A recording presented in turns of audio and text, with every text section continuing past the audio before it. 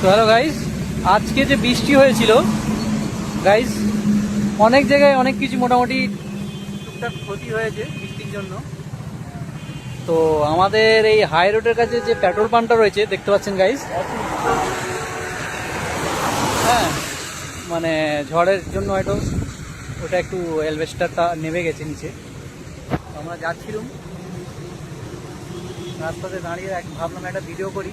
তো গাইস এত পরিমাণ মানে ঝড় হচ্ছিল, অনেক জন্য অনেক কিছু মানে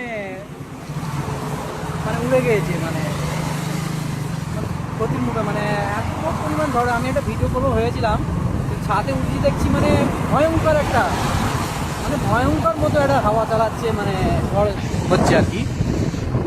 তো গাইস এখন বেরোনো ছিল বাইরে, এইমাত্র হালকা হালকা হয়েছে, মানে হালকা বলতে মানে পুরোটাই থেমে গেছে বলা যায়।